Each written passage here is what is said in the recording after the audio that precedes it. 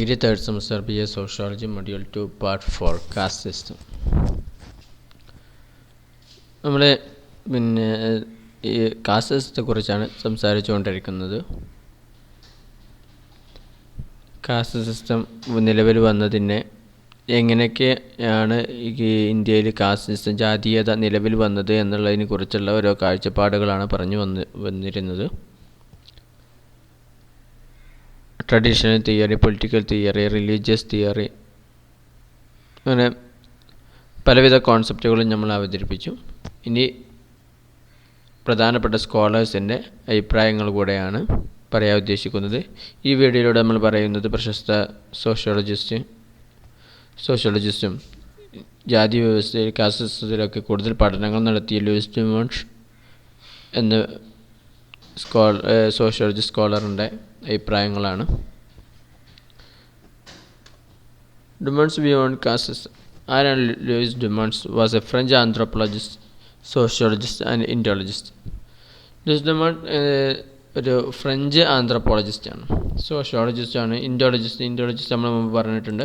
ഇൻറ്റോളജിസ്റ്റ് എന്ന് പറഞ്ഞു കഴിഞ്ഞാൽ പ്രത്യേകിച്ച് ഇന്ത്യയിലുള്ള സോഷ്യോളജി പഠിക്കുന്ന സ്കോളേഴ്സിനെ സൂചിപ്പിക്കുന്നതാണ് ഇൻറ്റോളജിസ്റ്റ്. അദ്ദേഹം എഴുതിയ പ്രശസ്തമായ പുസ്തകമാണ് Homo Hierarchicus, the caste system and its implications.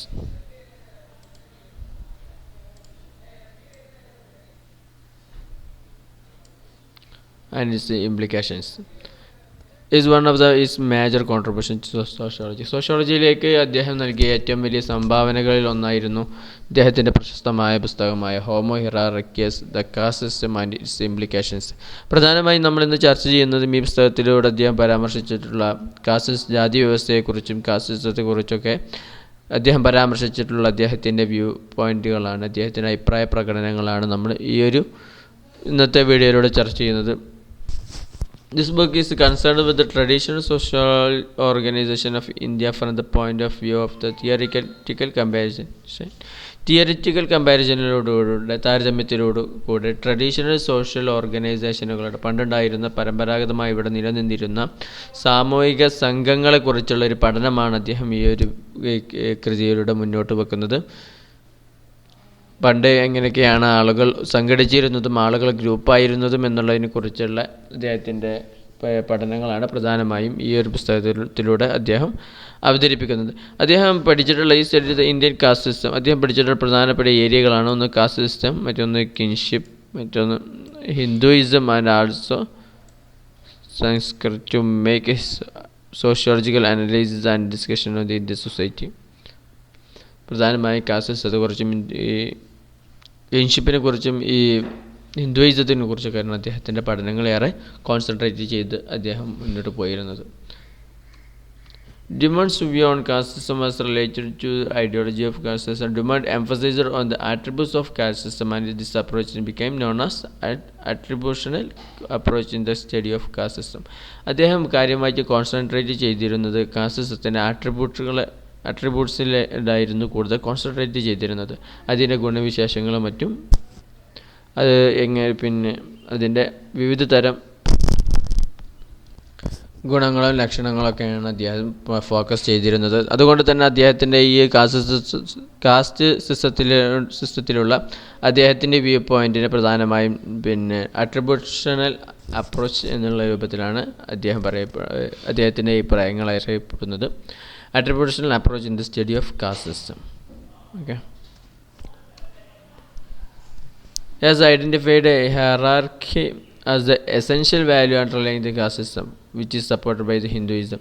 Hinduism support ചെയ്യുന്ന കാസ്റ്റ് സിസ്റ്റം കടന്നു വരുന്നത് ഹൈറാർക്കിയാണ്. പരമ്പരാഗതമായിട്ട് അങ്ങനെ കടന്നു വരുന്നതായാണ് അദ്ദേഹം വിലയിരുത്തിയത്. അഥവാ ഒരാൾ ജനിച്ചു വീഴുമ്പോൾ തന്നെ അയാൾ ഏത് ജാതിയിലായിരിക്കും എന്നുള്ളത് നിർണ്ണയിക്കപ്പെടുന്നുണ്ട്. മറ്റുള്ള തൊഴിൽ പോലെയല്ല ജാതി വ്യവസ്ഥ നിലവിൽ വന്നത് എന്നാണ് അദ്ദേഹം കാണുന്നത്. ഈ ജാതി വ്യവസ്ഥയെ ഹിന്ദുയിസം സപ്പോർട്ട് ചെയ്യുന്നുണ്ട്. അതുകൊണ്ട് അത് ഹൈറാർക്കി രൂപത്തിലാണ്. ഒരാൾ ജനിച്ചു വീഴുമ്പോൾ തന്നെ അയാൾ ഏത് ജാതിയിലായിരിക്കും എന്നുള്ളത് അയാൾ നിർണ്ണയിക്കപ്പെടുകയാണ്. ഇന്ന് ഉള്ള പോലെ പലപ്പോഴും നമുക്ക് കാണാൻ കഴിയുന്ന പല ജോലികൾ, അത് ആളുകൾ ആ ജോലി തിരഞ്ഞെടുക്കുമ്പോഴാണ് അയാൾ പിന്നെ സമൂഹത്തിനിടയിൽ ആ ഒരു തലത്തിലേക്ക് വ്യാഖ്യാനിക്കപ്പെടുന്നത്. പിന്നെ മതപുരോഹിതന്മാരാവുന്ന ആളുകളുണ്ട് ഹിന്ദു കമ്മ്യൂണിറ്റിയിലും മുസ്ലിം കമ്മ്യൂണിറ്റിയിലൊക്കെ. അതൊക്കെ അവർ ആ ജോബ് തിരഞ്ഞെടുക്കുമ്പോൾ അതിലേക്ക് പോകുമ്പോൾ അത് അവർക്ക് സമൂഹത്തിൽ ലഭിക്കുന്ന ഒരു പിന്നെ സ്റ്റാറ്റസ് ഉണ്ട്. അതുപോലെ ആയിരിക്കില്ല മറ്റു ആളുകൾക്ക് ലഭിക്കുന്നത്. ഇങ്ങനെയുള്ള കാര്യങ്ങളൊക്കെ എന്ന് പറഞ്ഞാൽ നമ്മുടെ ജീവിതത്തിൽ നമ്മൾ നമ്മൾ നേടിയെടുക്കുന്നതിലൂടെ വരുന്നതാണ് ഇത്തരം സമൂഹത്തിലുള്ള സ്റ്റാറ്റസുകൾ. പക്ഷേ അദ്ദേഹം പറയുന്നത് ജാതി വ്യവസ്ഥയിലുള്ള ഓരോരുത്തർക്കും സമൂഹത്തിൽ ലഭിക്കുന്ന റാങ്ക് എന്നുള്ളത് അത് ഹൈറാർക്കിയാണ്. ജനിക്കുമ്പോഴേ നിർണിതമാണ് അയാൾ സമൂഹത്തിൽ ഏത് സ്റ്റാറ്റസ് ആയിരിക്കും അയാൾക്ക് ലഭിക്കുക എന്നുള്ളത്.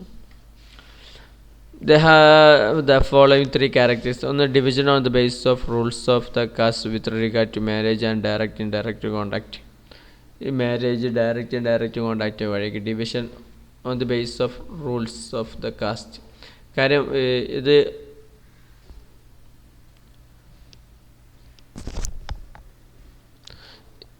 ഒന്നാമത് ഈ വ്യവസ്ഥയിലുള്ള ജാതിപരമായിട്ടാണ് ഇത് കാസ്റ്റ് നോക്കിയിട്ടാണ് ആളുകളെ ഇത് ഡിവൈഡ് ചെയ്തിട്ടുള്ളത് എന്നുള്ളതാണ് പ്രധാനമായിട്ടും. അത് മാരേജ്, ഡയറക്റ്റ് മറ്റുള്ളവരുമായിട്ടുള്ള ഇദ്ദേഹത്തിൻ്റെ ബന്ധങ്ങൾ, ഡയറക്റ്റും ഇൻഡയറക്റ്റ് കോണ്ടാക്റ്റുകളും എങ്ങനെയാണ് എന്ന് നോക്കിയിട്ടാണ് ഇവിടെ സമൂഹത്തിൽ ഓരോരോ ഗ്രൂപ്പുകൾ നിർണ്ണയിക്കപ്പെടുന്നത്. ഇത് ഹെറാർക്കിയാണ് എന്ന് പറയാൻ കാരണമായിട്ടുള്ള 3 കാര്യങ്ങളാണ് നമ്മളിതിലൂടെ പറയുന്നത്. ഒന്ന് ഡിവിഷനാണ്. Division on the base of caste, rules of the caste. ജാതി നിയമങ്ങൾ വെച്ചിട്ടാണ് ഇവിടെ സമൂഹത്തിൽ ആളുകളെ തരംതിരിച്ചിട്ടുള്ളത്. ഒന്ന്. രണ്ടാമത് caste are independent on the basis of work or division of labour and each caste group has an occupation and the members of a caste cannot change their occupation. ഓരോ ജാതികളും ഇന്റർഡിപെൻഡൻ്റ് ആണ്.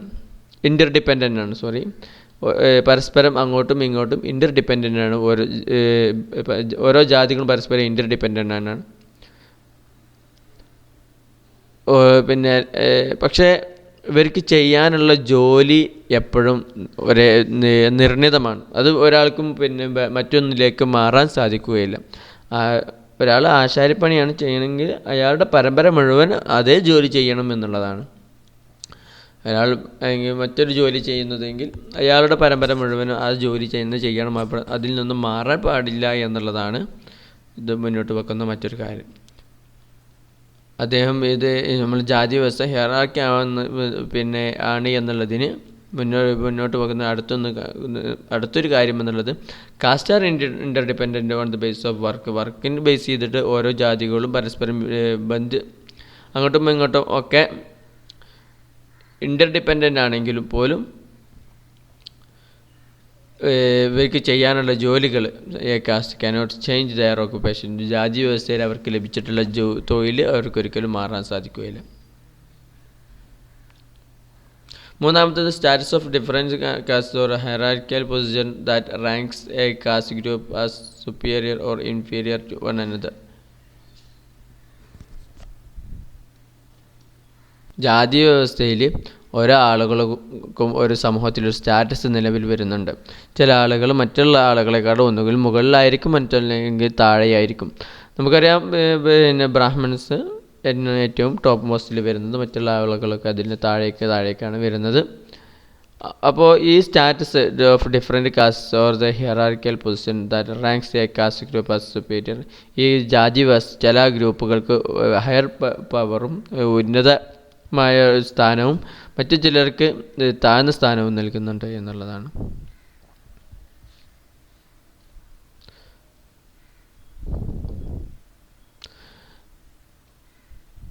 ബോഗിലെ എൻ്റെ അഭിപ്രായം ആണ് ഇനി പറയാൻ പോകുമ്പോൾ അദ്ദേഹം മുന്നോട്ട് വെക്കുന്നത് the caste system as A consist of hierarchically arranged hereditary groups separated from each other in certain respects, such as caste, endogamy, restrictions on eating together and on physical contact, but interdependent in others such as traditional division of labor.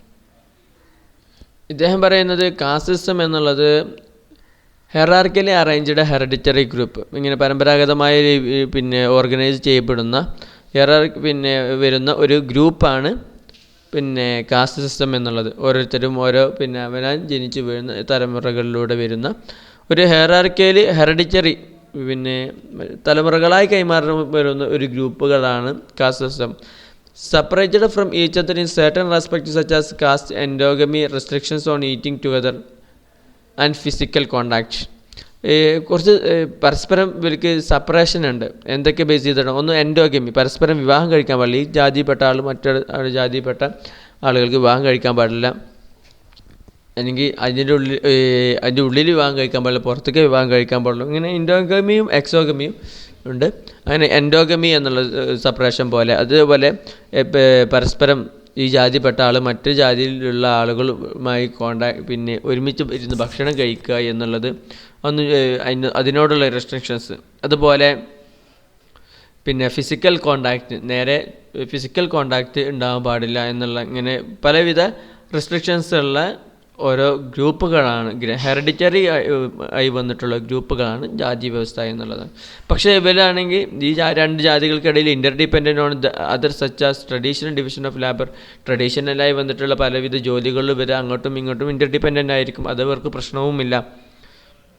ഇപ്പോൾ മൺപാത്രം ഉണ്ടാക്കുന്ന ഒരാളിൽ നിന്നും ബ്രാഹ്മണനായ ഒരാൾ മൺപാത്രം വാങ്ങുന്നുണ്ട്, അത് പ്രശ്നമില്ല. പക്ഷേ മൺപാത്രം തൊഴിൽ ചെയ്യുന്ന ഒരാളുമായി കൂടിയിരുന്ന് ഭക്ഷണം കഴിക്കുന്നതാണ് ഉയർന്ന ജാതിയിൽപ്പെട്ട ആളുകൾക്ക് റെസ്ട്രിക്ഷൻസ് ഉണ്ട്.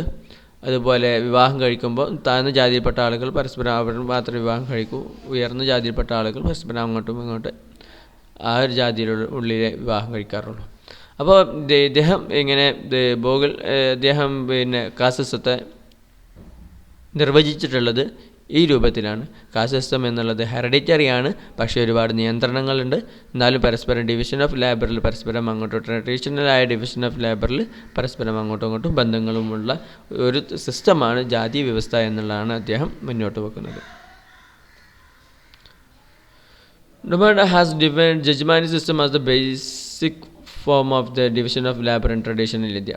ലൂയിസ് ഡുമോണ്ട് മുന്നോട്ട് വെക്കുന്ന മറ്റൊരു അഭിപ്രായമാണ് ജജ്മാനി സിസ്റ്റം ആയിരുന്നു ഡിവിഷൻ ഓഫ് ലേബറിലെ ഇന്ത്യ കണ്ട ആദ്യത്തെ ഏറ്റവും ബേസായ ഫോം എന്നാണ് അദ്ദേഹം പറയുന്നത്.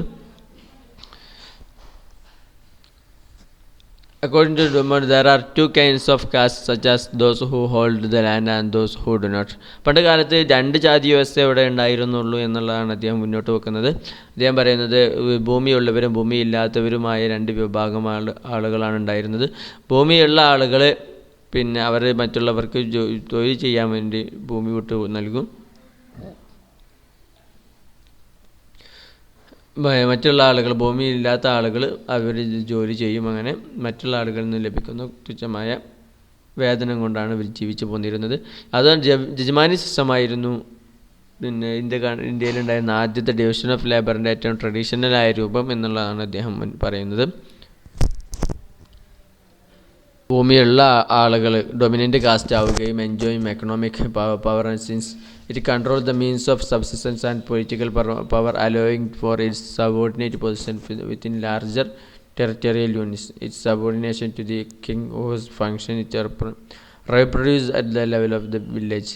ഇവരായിരുന്നു ഈ ഭൂവുടമകളായിരുന്നു പിന്നെ വലിയ വലിയ രാജാക്കന്മാരുടെയും മറ്റുമൊക്കെ അധികാരങ്ങളും അവരുടെ കാര്യങ്ങളൊക്കെ ഗ്രാമീണ തലങ്ങളിൽ ചെയ്തിരുന്നത് ഇവരായിരുന്നു. ഇവ ഭൂവുടമകളായിരുന്നു. അവർക്കായിരുന്നു മുഴുവൻ പിന്നെ എക്കണോമിക് പവറും പൊളിറ്റിക്കൽ പവറും എല്ലാം ഉണ്ടായിരുന്നത്. അവർക്ക് മറ്റുള്ള ആളുകളുടെ മേലൊരു കൺട്രോളൊക്കെ ഉണ്ടായിരുന്നു. പിന്നെ ഗവൺമെൻറ് തലത്തിലുമൊക്കെ എല്ലാവിധ കാര്യങ്ങളും ഗ്രാമീണ തലത്തിൽ ചെയ്യുന്നത് ഇവരിലൂടെയായിരുന്നു പോയിരുന്നത്. അതുകൊണ്ട് തന്നെ ഇവർക്ക് രാഷ്ട്രീയപരമായും സാമ്പത്തികപരമായും ഒക്കെ ഒരു മേൽക്കോയ്മ ഉണ്ടായിരുന്നു. ഇങ്ങനെയാണ് ആദ്യത്തെ രണ്ട് വിഭാഗ ഡിവിഷൻ ഉണ്ടായത് എന്നാണ് ഡുമോണ്ട് മുന്നോട്ട് വെക്കുന്ന അഭിപ്രായം.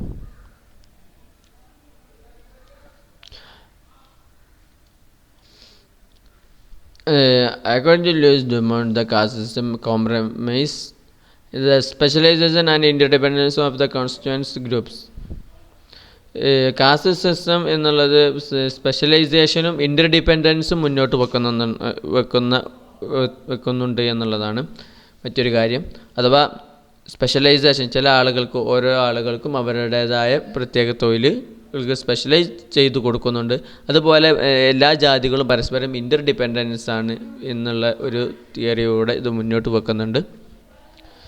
Cast is not a form of stratification but a special form of inequality. ഇത് പറഞ്ഞ മറ്റൊന്ന്, കാസ്റ്റ് എന്നുള്ളത് വെറും ഒരു സ്ട്രാറ്റിഫിക്കേഷനായി മാത്രം നമുക്ക് കാണാൻ പറ്റുകയില്ല, അത് ഒരു തരത്തിലുള്ള ഒരു അസമത്വം കൂടിയാണ് എന്നുള്ളതാണ് അദ്ദേഹത്തിൻ്റെ മറ്റൊരു അഭിപ്രായം.